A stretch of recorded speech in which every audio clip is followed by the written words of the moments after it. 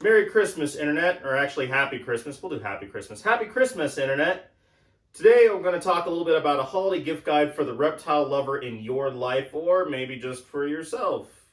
And a lot of other channels do a gift guide for reptile lovers, infrared temp guns, hydrometers, thermometers, things like that, just basic husbandry needs that are helpful, even stuff like snake hooks, which is really great. And if you are already thinking about that, good on you. That's absolutely helpful. But in this video, and with me is Penny here, who we'll see if she decides to cooperate. She's not on camera very often. And we even have a little bit of a stocking for her too, that we can, you can get that instead of coal if you're a good girl in this video, Penny.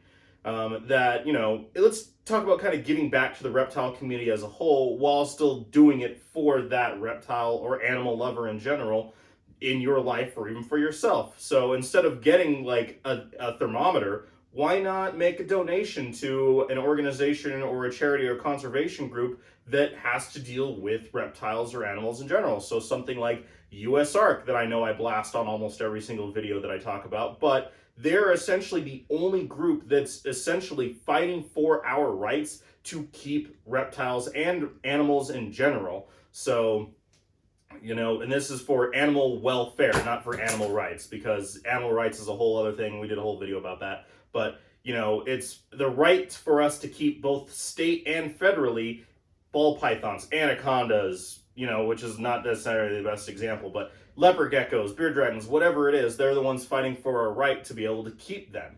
So making a donation, you know, for somebody to help with that is a pretty good gift, I like to think. There's also conservation groups. So there's the Herpetological Conservation International, which is a group that does a lot of conservation efforts and works with zoos and other places like that for endangered or threatened species of reptiles and amphibians. There's, are you getting me up? You're going in there. All right. Then there's also, you know, there's SARS, which is, or SSAR, which is the Society for the Study of Amphibians and Reptiles. Where are you going? You're going to pull it down, aren't you? There we go. All right, we're good. Careful, you won't get your stocking if you keep doing that.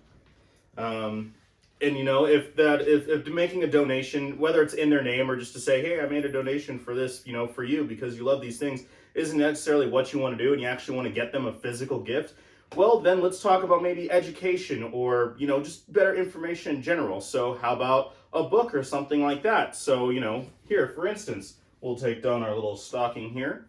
And if they are someone who likes to go out herping, why not get them a field guide for reptiles and amphibians or birds, or really any field guide for wherever they live in that area. This is for all of North America, so something like this. Or if they are a reptile lover, why not show up, why not bring up something cool? Like, for instance, Reptile Odyssey. This is by Bill Love, and so if any one of you guys don't know who Bill or his wife Kathy Love are, they're essentially part of the foundation of modern herpetoculture in this country today. They're the ones who kind of brought forth all of corn state morphs. They traveled all over the world, learning about different reptiles, working with different groups, helping other people get started, including like Gourmet Rodent and Reptile Industries and all these other really cool places. This is an amazing book, and you will learn and see and read some crazy stories about what they got up to back in the early 80s and 90s.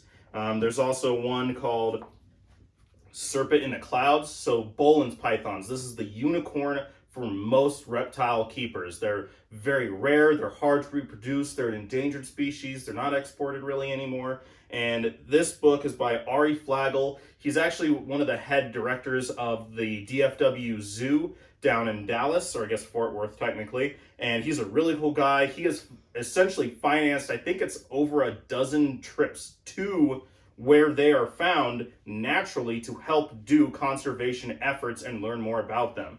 And there's plenty of other books out there. There's a lot of really, really cool books.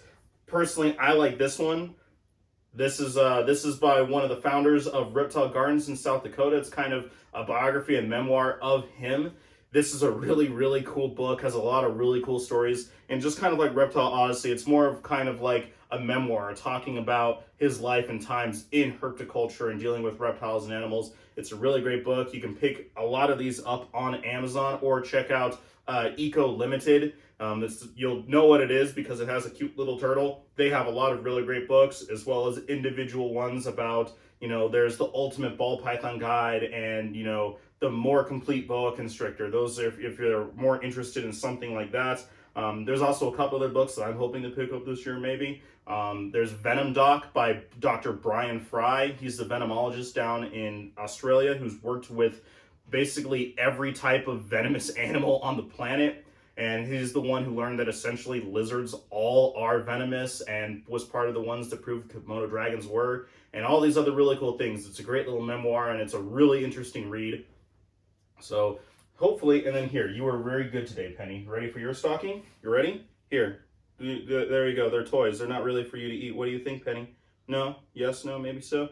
Well, hopefully this gave you some ideas about, getting a gift for the reptile lover in your life this year. I know things are kind of tight this year, so maybe a donation that you don't have to deliver in person, or just shipping a book or something like that for just an interesting read to spread information and knowledge, because that's what, moving forward, everything is about, right? Is information, knowledge, spreading that passion and love for every single thing, specifically for animals. At least that's what we try to do here on this channel.